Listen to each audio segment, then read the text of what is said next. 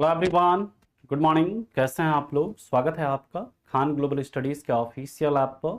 मैं आपका GS mentor ज्ञान प्रकाश झा आपके सामने हाजिर हूं पॉलिटी की अगली क्लास लेकर। And today we are going to discuss, आज हम लोग डिस्कस करने वाले हैं different session of parliament. Parliament के डिफरेंट डिफरेंट जो सेशंस हैं, अलग अलग सत्र हैं, उसकी चर्चा करेंगे।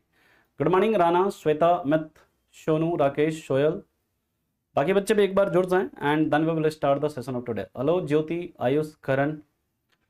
चलिए, लास्ट क्लास में हम लोग देख रहे थे आर्टिकल 101 यानी कि डिस्क्वालिफिकेशन ऑफ एमपीज, है ना। एमपीज के डिस्क्वालिफिकेशन की बात कर रहे थे, तो उसी में हम लोग आगे के प्रोविजंस को देखते हैं, फिर हम लोग आज सेशन ऑफ पार्लियामेंट की चर्चा करेंगे।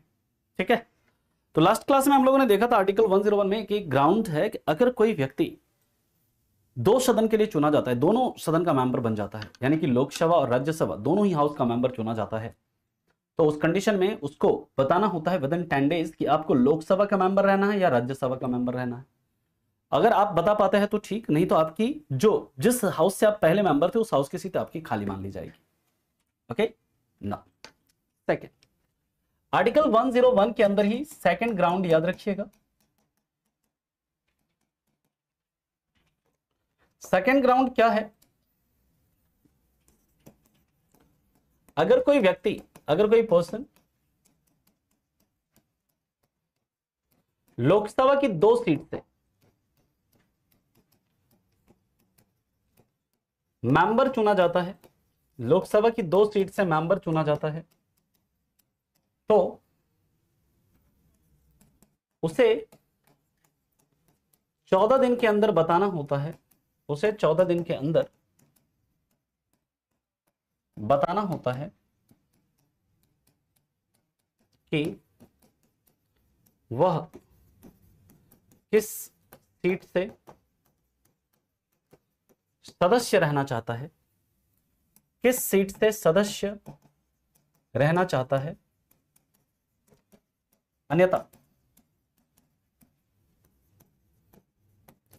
उसकी दोनों सीट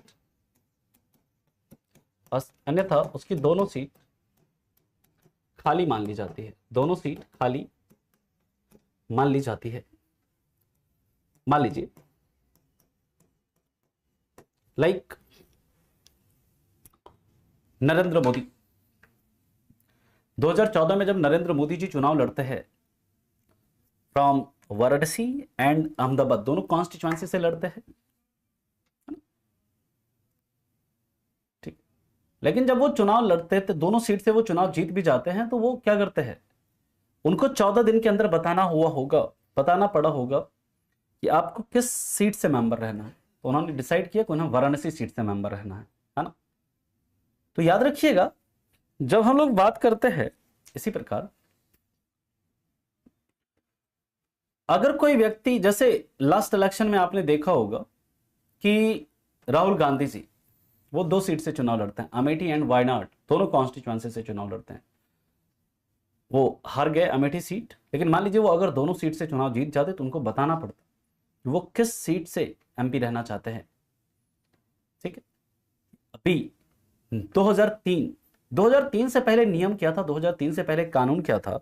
2003 से पहले नियम यह था, रिप्रेजेंटेशन ऑफ पीपल एक्ट ये कहता था कोई व्यक्ति कितनी भी सीट से लोकसभा का चुनाव लड़ सकता है, कितनी भी सीट से कोई व्यक्ति चाहे तो कितनी भी सीट से लोकसभा का इलेक्शन लड़ सकता है। लेकिन 2003 में जो रिप्रेजेंटेशन ऑफ पीपल एक्ट है उसमें क्या किया गया, उसमें संशोधन किया गया, उसमें अमेंडमेंट किया गया और यह प्रावधान किया गया कि कोई भी व्यक्ति मैक्सिमम 2 सीट से लोकसभा का चुनाव लड़ सकता है, और अगर वो दोनों सीट मान लीजिए जीत जाता है तो आर्टिकल 101 क्या कहता है, उसे 14 डेज के अंदर बताना होगा कि उसे किस सीट से मेंबर रहना है, अन्यथा उसकी दोनों की दोनों सीट क्या हो जाएगी, खाली मान ली जाएगी। Is it clear? नेक्स्ट है थर्ड कंडीशन, अगर कोई एमएलए, एमएलसी तथा एमपी दोनों के लिए चुना जाता है, ध्यान से मेरी बात को समझिएगा, चुना जाता है तो उसे 14 दिन के अंदर उसे 14 डेज के अंदर बताना होता है कि उसे किस हाउस से, उसे किस सदन से मेंबर रहना है, अन्यथा उसके एमपी की सीट खाली मान ली जाती है, मान ली जाती है। ये कहता है अगर मान लीजिए कोई एमएलए है, कोई एमएलसी है ना, अब उसको क्या है कि एमपी बनना है, मजा नहीं आ रहा है स्टेट के पॉलिटिक्स में, उसे अब आनंद नहीं आ रहा है, उसे पूरे देश की पॉलिटिक्स करनी है, पूरे देश की राजनीति करनी है। लाइक मनोहर लाल खट्टर, हरियाणा के CM, chief minister of Haryana, resign from his post because he want to come in politics of centre, क्योंकि उनको केंद्र की राजनीति करनी है। तो उन्होंने क्या किया, एमपी के वहां जो हरियाणा के चीफ मिनिस्टर के पद से इस्तीफा दिया, लेकिन वो एमएलए है, चीफ मिनिस्टर के पद से उन्होंने इस्तीफा दिया, बट एमएलए तो होंगे। अब वो क्या, उनको करनाल की लोकसभा सीट से क्या मिला है, टिकट मिला है। अब वो चुनाव लड़ेंगे और मान लीजिए कि वो चुनाव जीत जाते हैं, और चुनाव अगर वो जीत जाते हैं तो क्या होगा, चुनाव जीतने के बाद क्या होगा, याद रखिएगा, उनको 14 डेज के अंदर बताना पड़ेगा कि आप लोकसभा के सदस्य रहना चाहते हैं या एमएलए रहना चाहते हैं। अगर वो बताते हैं तो ठीक, नहीं तो उनकी लोकसभा की सीट क्या हो जाएगी, खाली मान ली जाएगी। क्लियर, ये बात समझ में आ गई। एमएलसी का मतलब होता है मेंबर ऑफ लेजिस्लेटिव काउंसिल, जैसे कोई भी हाउस है, स्टेट लेजिस्लेचर का जो दूसरा हाउस होता है, लेजिस्लेटिव काउंसिल जैसे हम बोलते हैं, उसके मेंबर को एमएलसी बोलता है। ठीक है, करेक्ट। यहां तक किसी को कोई दिक्कत, कोई परेशानी है तो बताइए। पहले के लेक्चर्स देखो, ऐसे बीच में अगर आओगे, पहले के लेक्चर, शुरुआती लेक्चर्स देखिए आप, है ना, तो आपको ये डाउट नहीं होगा। ठीक है, पिछले के लेक्चर्स भी देखते रहिए साथ में। यहां तक किसी को कोई दिक्कत, अगले पॉइंट पर चला हम लोग, नेक्स्ट पॉइंट पर मूव करें।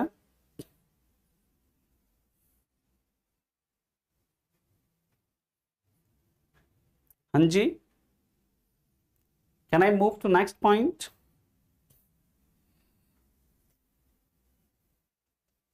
ठीक है, नाउ अगर कोई एमपी, अगला कंडीशन आर्टिकल 101 ही कहता है, अगर कोई एमपी प्रेजाइडिंग ऑफिसर के परमिशन के बिना, प्रेजाइडिंग ऑफिसर कौन, पीठासीन अधिकारी, लोकसभा में कौन, स्पीकर ऑफ लोकसभा, राज्यसभा में कौन, राज्यसभा के चेयरमैन, अगर कोई एमपी प्रेजाइडिंग ऑफिसर के परमिशन के बिना, यानी इसकी सहमति के बिना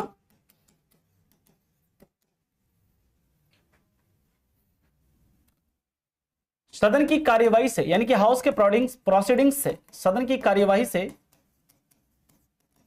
लगातार 60 दिनों तक अनुपस्थित रहता है, 60 दिनों तक क्या रहता है, अनुपस्थित रहता है, तो उसकी सीट खाली मान ली जाएगी, उसकी सीट खाली मान ली जाएगी।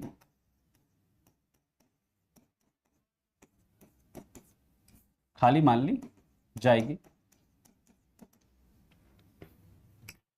मान लीजिए कोई एमपी है, अब वो हाउस की कार्यवाही चल रही है, सदन की कार्यवाही चल रही है, लेकिन मान लीजिए कोई एमपी है, वो बिना प्रेसाइडिंग ऑफिसर के परमिशन के बिना, यानी कि लोकसभा में लोकसभा स्पीकर, राज्यसभा में राज्यसभा के चेयरमैन, उनके परमिशन के बिना लगातार 60 दिनों तक वो क्या रहता है, सदन की कार्यवाही से एब्सेंट रहता है, तो उसकी भी सीट खाली मान ली जाएगी। इस चीज को आप याद रखेंगे।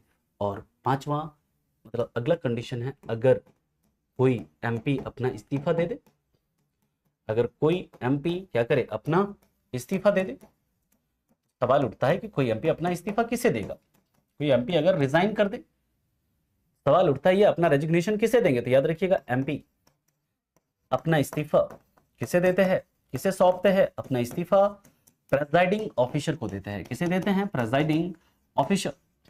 यानी कि पीठासीन अधिकारी को देते हैं। जैसे लोकसभा है तो लोकसभा के एमपी किसे देंगे? लोकसभा के स्पीकर को। राज्यसभा के एमपी किसे देंगे? राज्यसभा के चेयरमैन को देंगे। राज्यसभा के एमपी किसे देंगे? राज्यसभा के चेयरमैन को देंगे। और नोट में याद रखिएगा, नोट में याद रखेंगे कि प्रेजाइडिंग ऑफिसर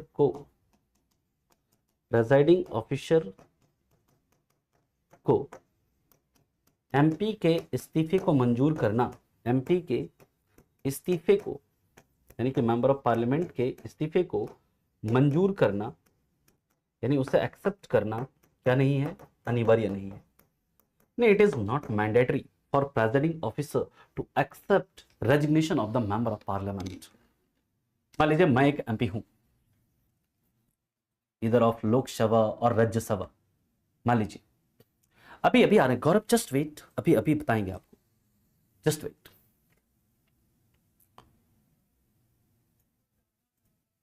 मान लीजिए मैं राज्यसभा या लोकसभा का एमपी हूं और मुझे क्या करना है? रिजाइन करना है। मैं रिजाइन करता हूं किसे? प्रेसिडिंग ऑफिसर को, आला स्पीकर को या राज्यसभा के चेयरमैन को। तो वो हमारे इस्तीफे को मंजूर तब तक नहीं करेंगे, वो उनके लिए ये हमारे रेजिग्नेशन को एक्सेप्ट करना मैंडेटरी नहीं है। पहले वो चेक करेंगे, पहले वो देखेंगे कि इस व्यक्ति ने जो रिजाइन किया है ये इसने अपनी इच्छा से किया है या फोर्सफुली रेजिग्नेशन है इसका, कि जबरदस्ती इससे रिजाइन करवाया गया है। बात को समझिए, मैं एक एमपी हूं, मैंने रिजाइन किया, तो जो प्रेसिडिंग ऑफिसर है हमारे रेजिग्नेशन को एक्सेप्ट नहीं करेंगे। वो तब तक ऐसा वो क्या करेंगे? रखे रहेंगे अपने पास। वो पहले चेक करेंगे कि ये जो व्यक्ति है, ये जो एमपी है, इसने अपनी इच्छा से रिजाइन किया है या फिर इसको जबरदस्ती रिजाइन करवाया गया है। अगर वो सेटिस्फाई हो जाते हैं कि yes his resignation is voluntary, यानी जो इसका इस्तीफा है वो क्या है? वो ऐच्छिक है, तो वो क्या करेंगे? हमारे रेजिग्नेशन को एक्सेप्ट कर लेंगे, अन्यथा वो नहीं करेंगे। अब मान लीजिए इन कंडीशन से जितने भी, मान लीजिए डिस्क्वालिफिकेशन के ग्राउंड पर अगर कोई सीट खाली होती है, इनवैकेशन के आधार पर अगर कोई सीट खाली होती है, तो अब उस सीट का क्या होगा? तो नोट में आप लिखेंगे, अगर किसी कारण से लोकसभा या राज्यसभा की सीट खाली होती है, डिस्क्वालिफिकेशन के कारण, रेजिग्नेशन के कारण, इन सभी कारणों से सीट खाली होती है, और अगर उस सीट का कार्यकाल, अगर उस लोकसभा या राज्यसभा की सीट का कार्यकाल, सीट का कार्यकाल 6 महीने से अधिक है, 6 मंथ से अधिक है, तो वहां उपचुनाव कराना, तो वहां बाय इलेक्शन या उपचुनाव कराना, बाय इलेक्शन या उपचुनाव कराना अनिवार्य होता है। उपचुनाव कराना अनिवार्य होता है।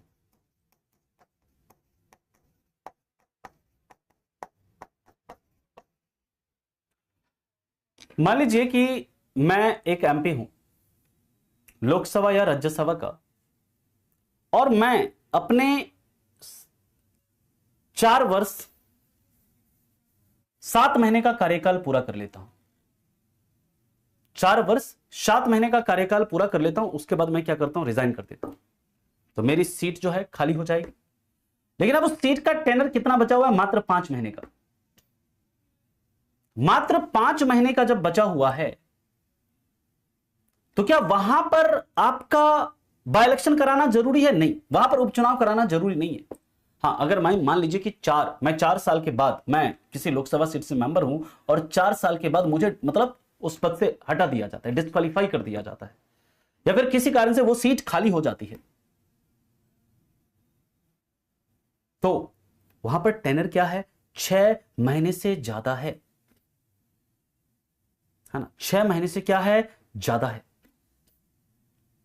तो वहां पर चुनाव कराना क्या होगा? अनिवार्य होगा। इस चीज को आप याद रखेंगे। मैंने यहां पर क्या लिखा है? अगर किसी कारण से लोकसभा या राज्यसभा की सीट खाली होती है, अगर उस लोकसभा की सीट का, लोकसभा और राज्यसभा की सीट का कार्यकाल 6 महीने से अधिक है तो वहां बाय इलेक्शन कराना क्या होता है, अनिवार्य होता है, जरूरी होता है ना। क्लियर है यहां तक? ठीक है। सॉरी सर, आर्टिकल 338 लोकसभा में वुमेन के लिए 1/3 सीट रिजर्व है तो विधानसभा में रिजर्व किया है। बिल्कुल स्वरूप, आर्टिकल 332A बताया है स्वरूप, पिछली क्लास देखिए जाकर आप, बताया हुआ है 332A उसमें भी है।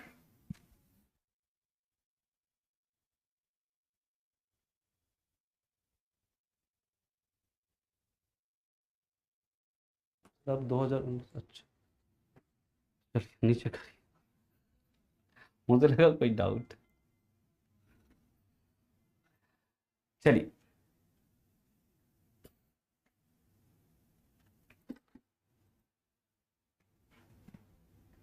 क्या पॉइंट ऑफ नोट नोट होगा यानी, मैं तो क्या पूछना चाह रहे हैं आप, मैं समझ नहीं रहा हूं। अमित जी, मैंने यहां पर साफ साफ लिखा है नोट में प्रेसिडेंट ऑफ के इस्तीफा मंजूर कर अनिवार्य नहीं है, नहीं है। अच्छा इस नोट की बात कर रहे हो, सॉरी, अनिवार्य नहीं, अनिवार्य नहीं होता, अनिवार्य नहीं होता है, यहां पर लिख लीजिए अनिवार्य नहीं होता है ना। वो रह गया था, नहीं होता है, ये रह गया था, है ना। ठीक है, मैं समझ गया, मैं इस नोट को देख रहा था। हाँ यहाँ पर ठीक है, प्रेसिडिंग ऑफिसर एमपी के इस्तीफे को मंजूर करना अनिवार्य नहीं होता। ठीक है, क्लियर, यहां तक समझ में आ गया सभी को? आगे चले हम लोग, अब बात करेंगे article 103। Article 103, then we will move to different session of parliament. Is it clear to everyone? हाँ स्वरूप, तुम्हारा डाउट क्लियर हुआ? चलो नेक्स्ट है आर्टिकल 103। ये कहता है पहला पॉइंट कि एमपीज के डिस्क्वालिफिकेशन से संबंधित निर्णय से संबंधित decision president election commission of India की सलाह से लेते हैं। President election commission of India की सलाह से लेते हैं, और याद रखिएगा ईसीआई का सलाह, इलेक्शन कमीशन ऑफ इंडिया का सलाह प्रेसिडेंट को मानना जरूरी होता है, प्रेसिडेंट को मानना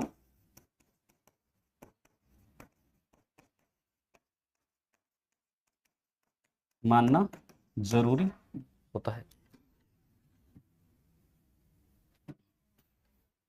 क्यों नहीं, बिल्कुल दे सकते हैं, क्यों नहीं दे सकते हैं हर्ष? हाँ डेफिनेटली वोट दे सकते हैं।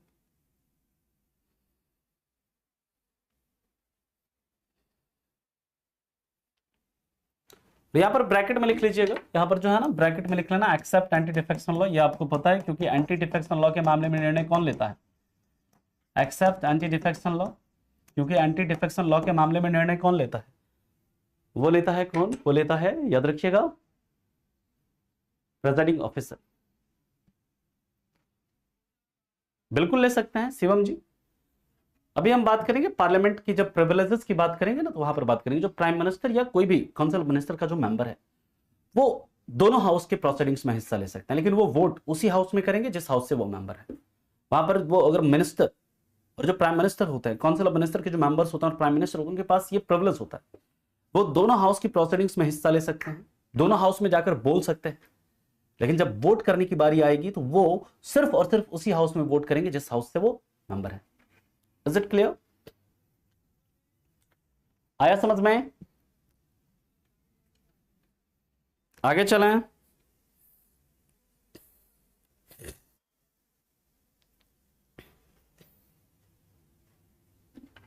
Now we will see session of parliament. Session of parliament.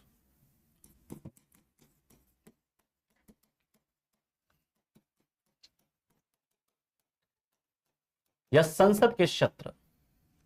तो सबसे पहला है बजट सेशन, बजट सत्र। याद रखिएगा, it is first session of parliament,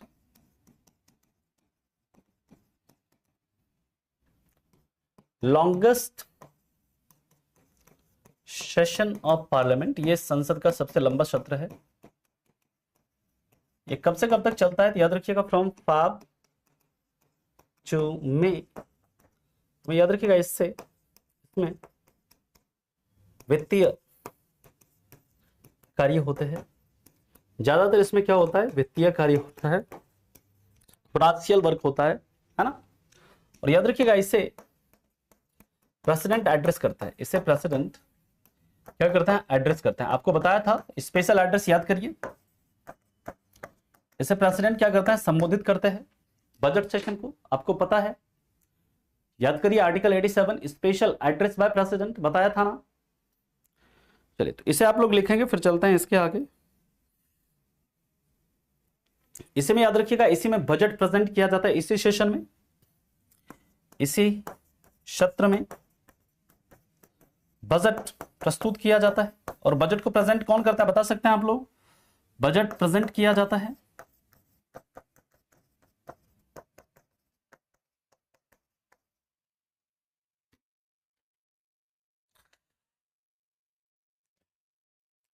फटाफट इसे लिखिए, फिर चलते हैं इसके आगे।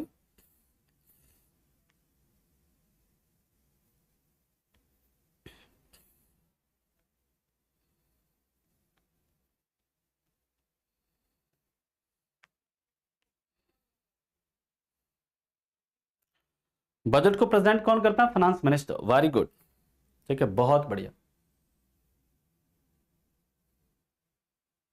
और याद रखिएगा यहां पर बजट से जो बजट को प्रिपेयर किया जाता है, पता है किसके द्वारा?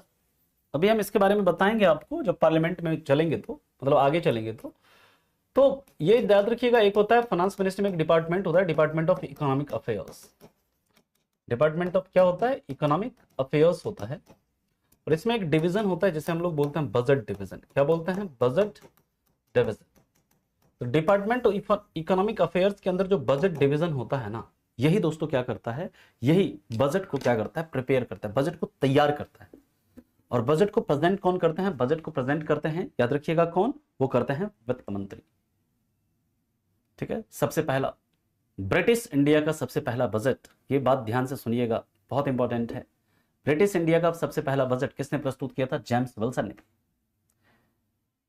स्वतंत्र भारत का पहला बजट किसने प्रेजेंट किया था? तो याद रखिएगा आर.के. शनमुगम चेट्टी ने। रिपब्लिक इंडिया का यानी गणतंत्र भारत का सबसे पहला बजट किसने प्रस्तुत किया था? उनका नाम था, याद रखेंगे, जॉन मताई। सबसे ज्यादा बार बजट प्रेजेंट करने वाले कौन हैं? याद रखिएगा उनका नाम है क्या? मोरारजी देसाई। 10 बार इन्होंने कुल बजट प्रेजेंट किया है। ओके, तो ये सभी पॉइंट्स ऐसे हैं जहां से आपके एग्जाम में सवाल बन सकते हैं।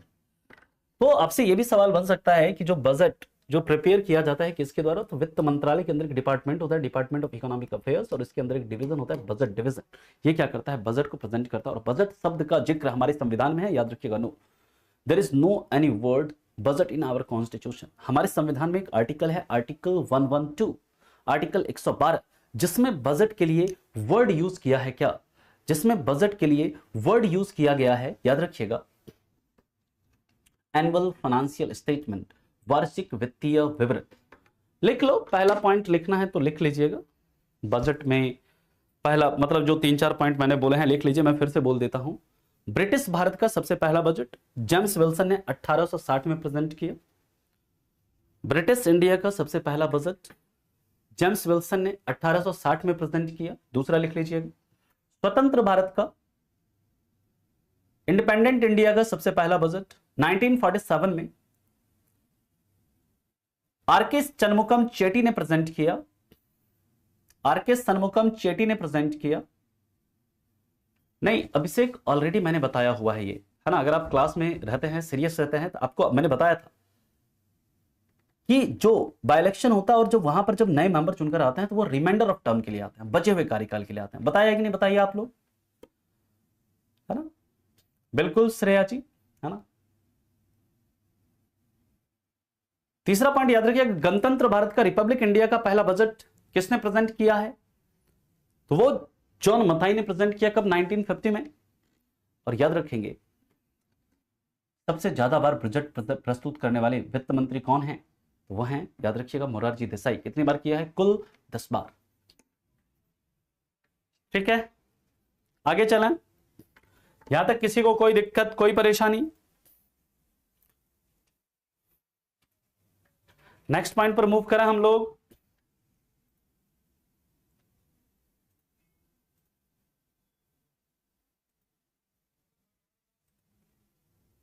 Can I move?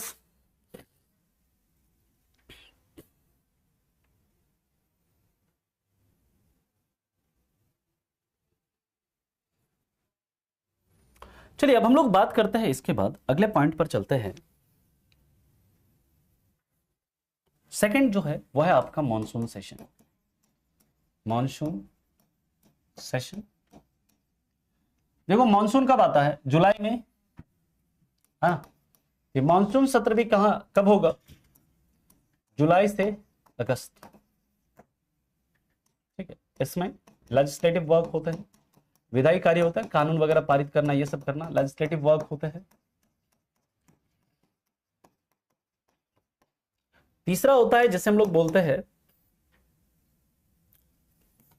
थर्ड, जिसे हम लोग बोलते हैं विंटर सेशन। विंटर सेशन, शीतकालीन सत्र। यह कब होता है? ये नवंबर दिसंबर। और ये याद रखिएगा shortest session, shortest session of parliament, यानी कि पार्लियामेंट का सबसे छोटा सत्र होता है। और इसमें भी क्या होता है? इसमें भी आपका याद रखेंगे लेजिस्लेटिव वर्क ही होता है, यानी कि विधायी कार्य ही होता है, यानी कि कानून वगैरह बनाना, ये सब। अब जो सबसे इंपॉर्टेंट सेशन है वो कौन सा है? वो है आपका ज्वाइंट सेशन ऑफ पार्लियामेंट। तो अब हम लोग इसे डिस्कस करेंगे और ये काफी इंपॉर्टेंट है क्योंकि यहां से काफी सवाल आपके एग्जाम में बनते हैं। तो पहले आप इतना लिखेंगे, फिर चलते हैं इसके आगे। यहां तक किसी को कोई दिक्कत है तो पूछ लें।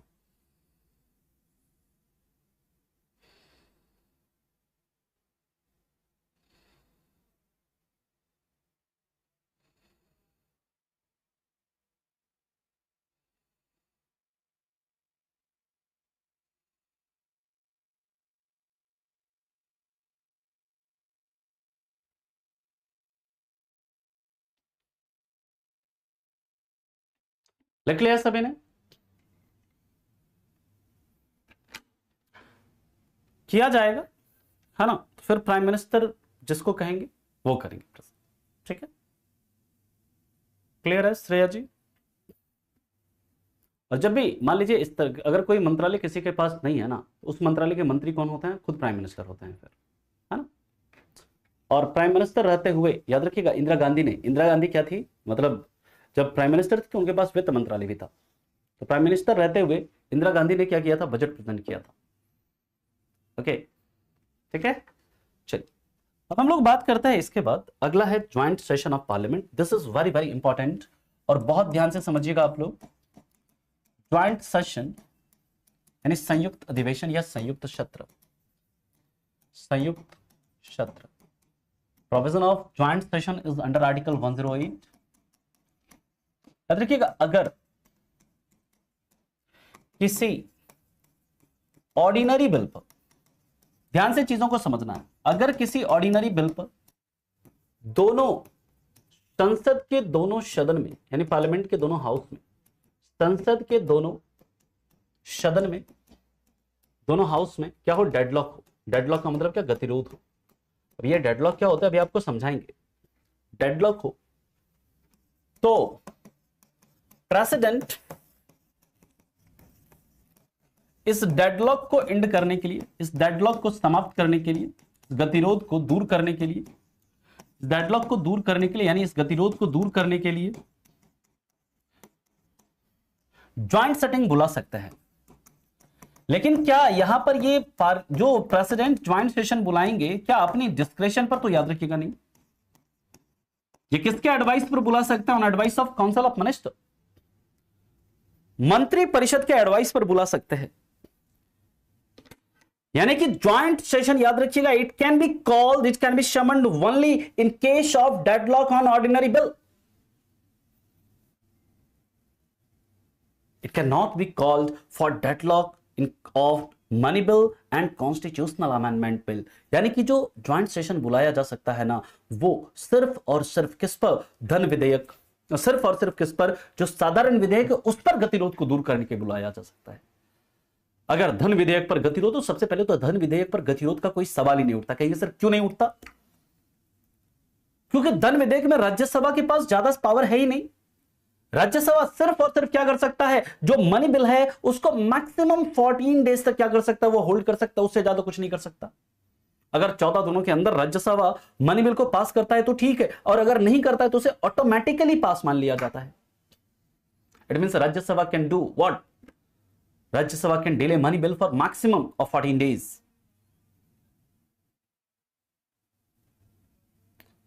याद रखेंगे, तो मनी बिल में डेडलॉक की स्थिति ही नहीं बन सकती है. But in case of constitutional amendment bill, संविधान संशोधन विधेयक पर अगर दोनों सदन में डेडलॉक हो तो ज्वाइंट सेटिंग शमन नहीं किया जा सकता, ज्वाइंट सेटिंग को नहीं बुलाया जा सकता है. इस चीज को याद रखेंगे.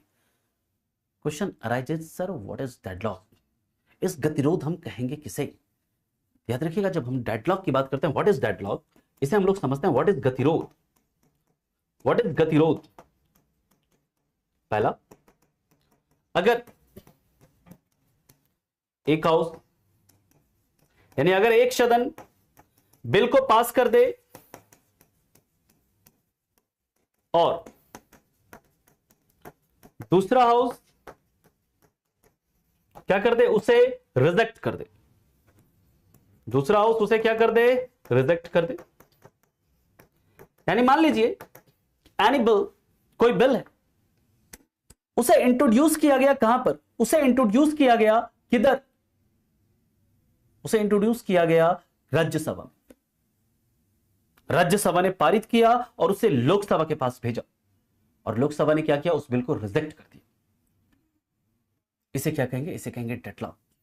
दूसरा, अगर कोई हाउस बिल पर संशोधन करने के है, संशोधन के लिए कहे,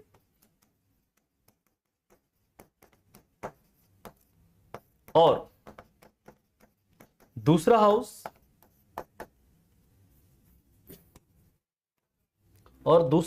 उस संशोधन पर राजी ना हो, दूसरा हाउस उस संशोधन के लिए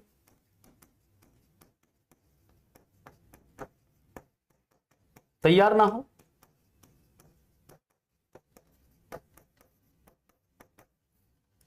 मान लीजिए कि एक हाउस है लोकसभा, लोकसभा कोई बिल लाती है और लोकसभा उस बिल को पास करके राज्यसभा के पास भेजती है. राज्यसभा में पढ़े लिखे लोग, सारे एक्सपर्ट लोग अपने फील्ड के, वो उस बिल को पढ़ते हैं ध्यान से और देखते हैं उस बिल के अंदर कई सारी खामियां, कई दिक्कतें हैं, और वो लोकसभा से रिक्वेस्ट करते हैं कि देखिए ये जो प्रोविजंस हैं इसको आप हटाइए, यहां पर नई चीजों को जोड़िए, फिर हम विचार करते हैं इस बिल के ऊपर. लोकसभा को कहते हैं कि प्लीज अब इस बिल के अंदर क्या करिए, थोड़ी बहुत चेंजेस करिए, अमेंडमेंट करिए. बट लोकसभा इस पर एग्री ना हो. लोकसभा के नहीं, मैं संशोधन नहीं करूंगा, आपको करना है करिए, नहीं करना है तो आप जो करना है इसके साथ करें, मैं इस पर एग्री नहीं, मैं मतलब इसको संशोधन नहीं करूंगा, इस बिल में जैसा है वैसा ही पास करना है आपने. यानी कि एक हाउस क्या कह रहा है, भाई इसमें कुछ अमेंडमेंट कर लो, दूसरा हाउस उस अमेंडमेंट के लिए रेडी नहीं है. इसे क्या कहेंगे, इसे कहेंगे डेडलॉक. और तीसरा, अगर कोई सदन, अगर कोई एक हाउस, अगर कोई हाउस मतलब ऐसे लिख लीजिए, अगर एक हाउस बिल को पास कर दे और दूसरा हाउस उस पर 6 मंथ तक कोई डिसीजन ना ले, कोई डिसीजन, और दूसरा हाउस उस पर कोई 6 मंथ तक कोई 6 मंथ तक, मैं इधर लिख दे रहा हूं, आप लोग लिख लेना, है ना। 6 मंथ तक मैं यहां लिख दे रहा हूं, कोई डिसीजन ना ले। लिख लीजिएगा आप लोग वहीं पर कंटिन्यू करके। यानी कि एक हाउस ने, लोकसभा जैसे मान लीजिए, ने बिल लाया और उस बिल को पास करके भेज दिया राज्यसभा के पास। तुम लोगों का ध्यान पहले समझने पे रहेगा तब न जी, तुम लोगों का तो ध्यान कमेंट पर ही रहता है। पहले जो समझा रहे हैं समझ लो, फिर डाउट्स में जब पूछूंगा तब पूछना। लेकिन तुमको ड्यूरिंग इसी समय क्या करना है, टाइप करना है। तो तुम्हारा जब ध्यान ही टाइपिंग पे तो कहां से समझोगे। अभी मैंने पूछा है कि डाउट है या नहीं, तो आप लोग क्या कमेंट पे कमेंट किए जा रहे हो। इतनी अकल नहीं है आप लोगों को। Are you seriously appearing for UPSC.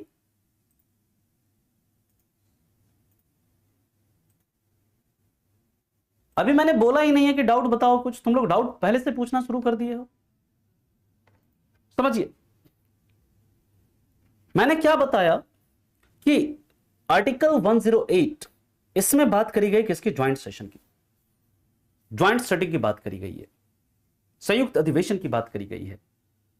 Article 108 कहता है अगर किसी ऑर्डिनरी बिल के ऊपर, कोई साधारण विधेयक है, कोई ऑर्डिनरी बिल है, उसके ऊपर अगर दोनों सदन के बीच, संसद के 2 सदन है, लोकसभा और राज्यसभा, इनके बीच अगर डेडलॉक हो जाता है, उनके बीच अगर गतिरोध हो जाता है, तो प्रेसिडेंट के पास यह पावर है, राष्ट्रपति को यह अधिकार है, राष्ट्रपति के पास यह शक्ति है कि वो उस डेडलॉक को, वो जो गतिरोध है, उसको दूर करने के लिए ज्वाइंट सेशन बुला सकते हैं, संयुक्त अधिवेशन बुला सकते हैं। ठीक है, लेकिन सवाल उठता है कि ये डेडलॉक है क्या। तो डेडलॉक क्या है, डेडलॉक का मतलब है अगर कोई एक हाउस क्या करे, बिल को लाए, एक हाउस ने बिल को लाया और वो क्या किया जाए, एक हाउस ने बिल को पास कर दिया, दूसरे हाउस के पास भेजा, और दूसरा हाउस क्या करता है, उस बिल को रिजेक्ट कर देता। या राज्यसभा में आया, लोकसभा ने रिजेक्ट कर दिया, लोकसभा में आया, राज्यसभा ने रिजेक्ट कर दिया। इसे क्या कहेंगे, इसे कहेंगे डेडलॉक। दूसरा, अगर एक हाउस में बिल आया, बिल मान लीजिए लोकसभा में आया और राज्यसभा के पास भेजा, राज्यसभा ने कहा कि इस बिल के अंदर क्या करिए, आप थोड़े बहुत संशोधन करिए, कुछ अमेंडमेंट करिए, और लोकसभा उस अमेंडमेंट के लिए राजी ना हो, इसे क्या कहेंगे, डेडलॉक। और अगर एक मान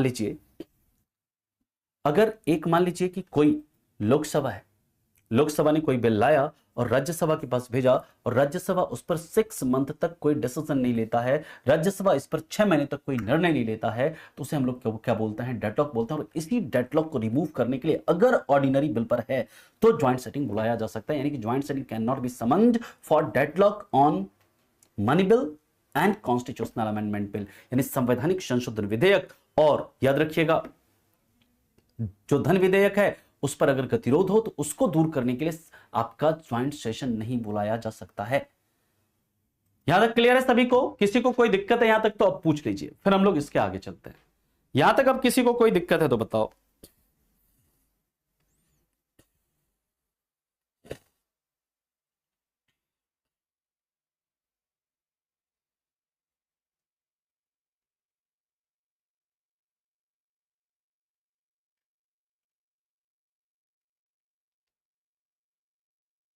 किसी को यहां तक अब कोई दिक्कत, तो जब मैं पूरा टॉपिक कंप्लीट करूं तब तक इंतजार करो, है ना। यानी कि बीच में आ गए और मतलब पूछ लिए पढ़ाने के दौरान ही, सर हम लक्ष्मीकांत बाय करने गए थे प्रैक्टिस के लिए, बट नहीं है, बिकॉज सर वो 750 पेज की बुक थी, सर वो तो हमारे लिए बहुत ज्यादा हो जाएगी ना, please suggest an another practice question. Previous year के कोई भी बुक ले लीजिए, लाइक दिशा पब्लिकेशन का आप ले सकते हो, है ना। आई थिंक प्रीवियस ईयर वो प्रैक्टिस के लिए ठीक है, ठीक है। चलिए अब हम लोग बात करते हैं इसके आगे, नेक्स्ट है ज्वाइंट सेशन को, ज्वाइंट सेशन की अध्यक्षता यानी संयुक्त अधिवेशन की अध्यक्षता आलस स्पीकर करते हैं, आलस स्पीकर करते हैं। और ऐसा कौन सा आर्टिकल कहता है, आर्टिकल 118, आर्टिकल 118।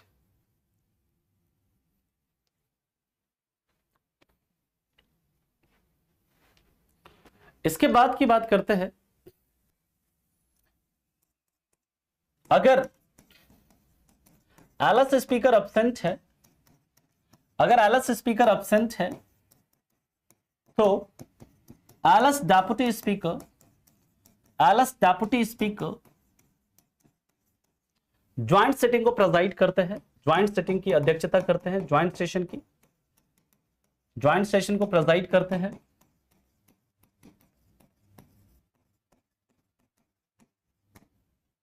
इसके बाद याद रखिएगा, अगर एलएस स्पीकर और डेप्यूटी स्पीकर दोनों एब्सेंट है, अगर एलएस स्पीकर और डेप्यूटी स्पीकर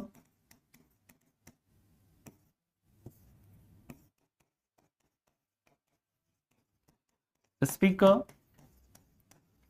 दोनों एब्सेंट है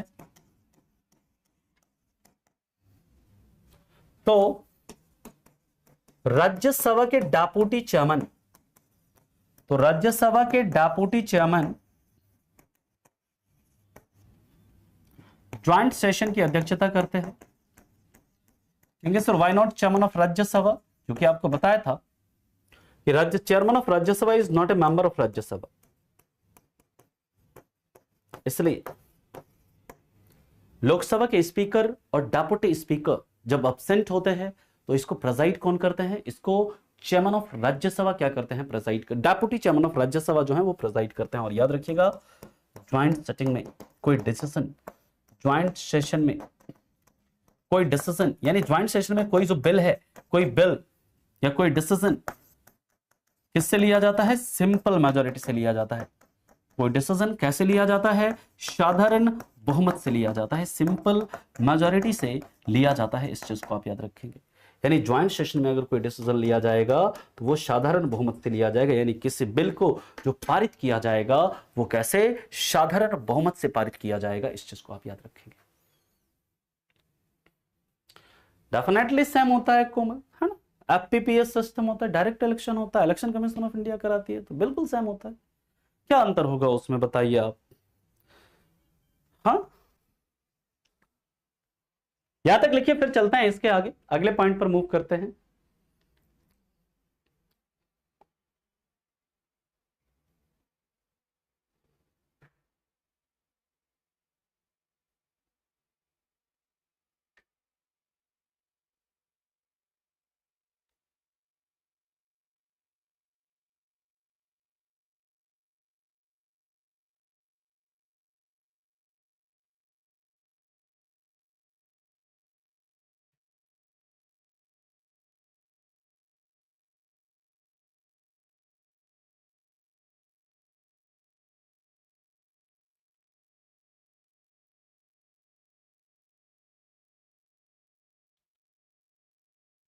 कैन आई मूव?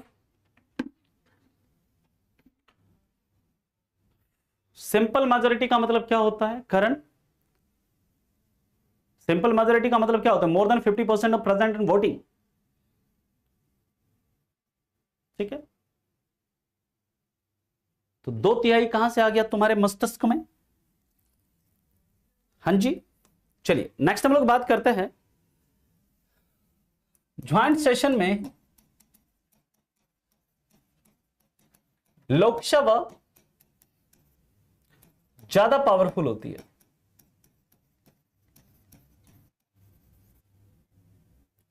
लोकसभा ज्यादा पावरफुल होती है। कहेंगे सर कैसे? बिकॉज ऑफ नंबर, क्योंकि लोकसभा में टोटल मेंबर कितने, 543, राज्यसभा में टोटल मेंबर कितने, 245।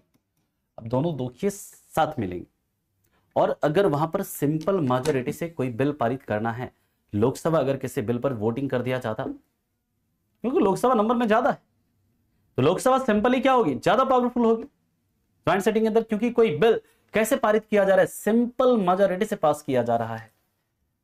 ओके, नेक्स्ट हम लोग बात करते हैं, याद रखिएगा,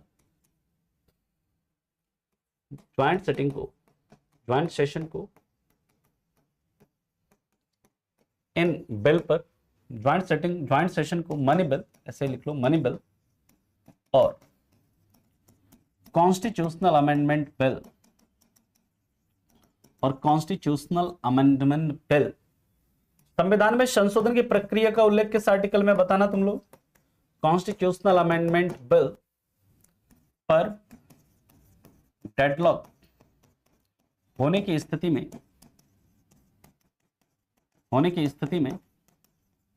नहीं बुलाया जा सकता, इस स्थिति में नहीं बुलाया जा सकता।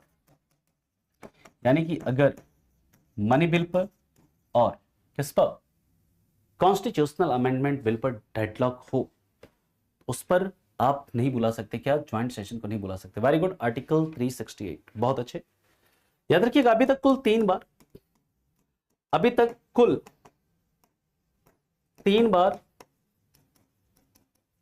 ज्वाइंट सेशन बुलाया गया है। अभी तक कुल 3 बार ज्वाइंट सेशन बुलाया गया है। कब? तो याद रखिएगा, पहला ऑन डॉरी प्रोहिबिशन बिल, दहेज प्रतिषेध अधिनियम, दहेज प्रतिषेध विधेयक 1961, दूसरा banking service commission repeal bill 1978, banking service commission repeal bill 1978, and तीसरा प्रिवेंशन ऑफ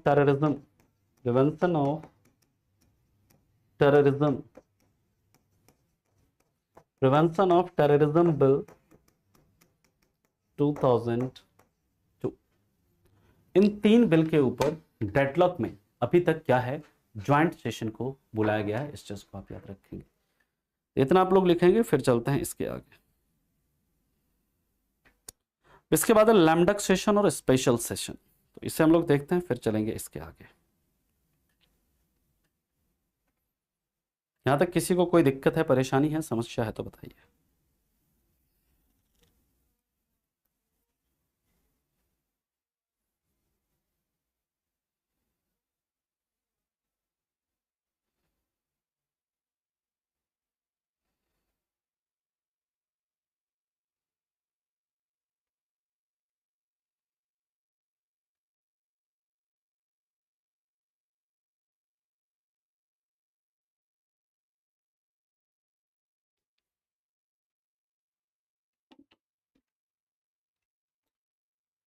ठीक है, banking service commission repeal bill, 1978, banking service commission repeal bill 1978। अब एक होता है एक लैमडक सेशन और एक होता है स्पेशल सेशन, उसकी हम लोग बात कर लेते हैं। फिर आज के सेशन को कंक्लूड करेंगे। कल हम लोग बात करेंगे फिर पार्लियामेंट्री प्रोसीडिंग्स की, जिसमें हम क्वेश्चन आवर क्या होता है, जीरो आवर क्या होता है ना, क्वेश्चन आवर में स्टार्ट क्वेश्चन क्या होते हैं, अनस्टार्ट क्वेश्चन क्या होते हैं, है ना। उसके बाद फिर और भी जो चीजें हैं उसके बारे में हम लोग चर्चा करेंगे। शॉर्ट नोटिस क्वेश्चन क्या होता है, इन सभी को हम लोग डिस्कस करेंगे। नेक्स्ट है लैमडक सेशन। लैमडक का मतलब ये लंगड़ा बत्तख, लेकिन इसे लैमडक सत्र ही बोलते हैं। लंगड़ा बत्तख सत्र मत लिख लेना, हिंदी में लैमडक सत्र ही बोलते हैं। अब देखिए इसका मतलब क्या है, ये ऐसे लोकसभा सदस्यों का विदाई, ऐसे पोर्शन का फेयरवेल सेशन है, यानी विदाई समारोह है, फेयरवेल सेशन है, जो पिछली लोकसभा में मेंबर थे, लेकिन नई लोकसभा में चुनकर नहीं आए। जैसे मान लीजिए कि अभी वर्तमान में 543 जो लोकसभा का मेंबर है, 543 लोकसभा मेंबर है अभी, ये लोकसभा डिसॉल्व 7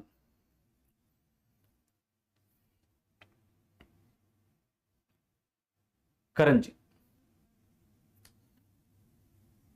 नई लोकसभा है, नई लोकसभा के अंदर मान लीजिए जो पुराने जो 543 सदस्य, जरूरी तो नहीं है वो सभी फिर से चुनकर आ जाए, नो, उनमें से कई का टिकट कटेगा, कई को टिकट ही नहीं मिलेगा दोबारा, और कई लोगों को टिकट मिलेगा तो वो हार जाएंगे चुनाव। मान लीजिए जो 543 फिर से जब चुनाव होगा तो उसमें मान लीजिए कि 400 जो पुराने मेंबर्स थे वही फिर से चुनकर आए, 400 मेंबर्स वही चुनकर आए, लेकिन जो 143 मेंबर थे वो चुनाव हार गए, या तो उनको टिकट नहीं मिला या फिर वो चुनाव लड़े लेकिन चुनाव हार गए। वो जो 143 मेंबर्स हैं जो पुरानी लोकसभा के तो सदस्य थे लेकिन नई लोकसभा में चुनकर नहीं आए, उनका क्या होता है, ये फेयरवेल सेशन होता है, उनका क्या होता है, ये विदाई समारोह होता है। कौन सा, लैमडक सेशन। और इसके बाद होता है स्पेशल सेशन। स्पेशल सेशन का मतलब क्या होता है, विशेष सत्र। विशेष सत्र का मतलब क्या होता है, विशेष सत्र, इसका मतलब होता है अगर किसी सदन के, अगर किसी हाउस के 1/10 सदस्य, 1/10 मेंबर प्रेसिडेंट से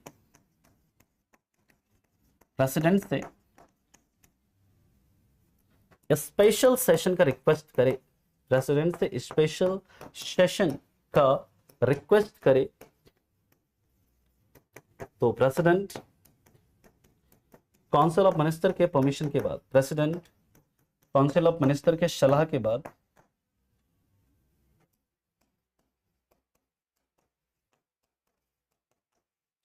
स्पेशल सेशन का परमिशन दे सकते हैं।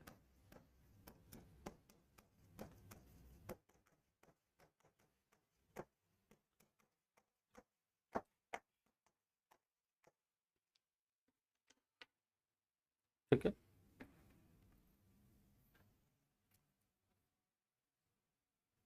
क्या कौन लाते हैं, मतलब ये कौन लाते हैं, मतलब नहीं समझ रहे हैं Rakesh.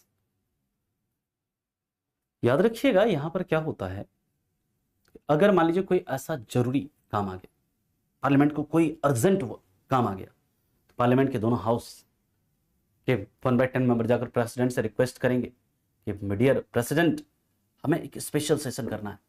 President wait, council minister, हाँ ये लोग ना बोल रहे हैं स्पेशल सेशन के लिए इनको ना ये काम करना है, कुछ बहुत अर्जेंट बिल पास करना है इन लोगों को, बताइए क्या परमिशन दे दें। काउंसिल में, अरे हम ही तो बोले हैं, हम ही को लाना है, लाइए कहिए स्पेशल सेशन बुलाइए। प्रेसिडेंट काउंसिल ऑफ मिनिस्टर के सलाह के बाद क्या कर सकते हैं, स्पेशल सेशन का रिक्वेस्ट कर सकते हैं। ठीक है, कोई भी सेशन को बुलाने का अधिकार किसे होता है राकेश, राष्ट्रपति को होता है ना। आर्टिकल 85 कहता है कोई भी सेशन अगर बुलाना है वो कौन बुला सकता है, वो राष्ट्रपति बुला सकते हैं। ठीक है, क्लियर।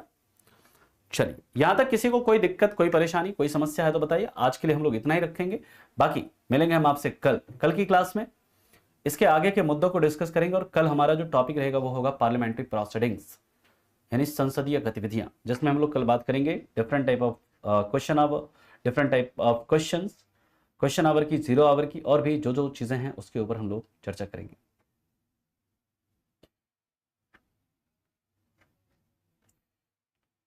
स्वरूप देखिए, मैंने ऑलरेडी जितने भी इंपॉर्टेंट केसेस हैं, इंपॉर्टेंट कॉन्स्टिट्यूशनल अमेंडमेंट में क्लास में करवाया होगा। आप उसे एक जगह इकट्ठा करना चाहते हैं, खुद से आप कर लीजिए। ठीक है, इतना समय नहीं है कि मैं फिर से उन चीजों को दोबारा करवाऊं। आप खुद भी अपनी मेहनत करिए थोड़ी सी, जो भी इंपॉर्टेंट केसेस हैं, अगर आपको एक जगह नोट करना है, पूरा नोट निकालिए, इंपॉर्टेंट केस है उसको एक जगह लिख लो, पूरा अमेंडमेंट है उसको एक जगह लिख लो, है ना। नहीं, मिनिमम 2 सत्र, आयुष आर्टिकल 85, मिनिमम 2 सेशन होने चाहिए। सामान्य तो 3 सत्र होते हैं, लेकिन हमारा जो संविधान क्या कहता है, ये कोई फिक्स नहीं होता है शिवम कि कितने दिन का होता है, ऐसा कोई टाइम लिमिट नहीं है हमारे संविधान में। ठीक है, हमारा संविधान ये सिर्फ कहता है कि पूरे वर्ष में संसद के 2 सत्र होने चाहिए, न्यूनतम 2 सत्र होने चाहिए, और 2 सत्र के बीच अधिकतम गैप कितना होना चाहिए, 6 मंथ का होना चाहिए। इस सैटरडे को आपका सेशन होगा, है ना, जिसमें हम काफी सारे क्वेश्चंस कराएंगे आपको इस सैटरडे को।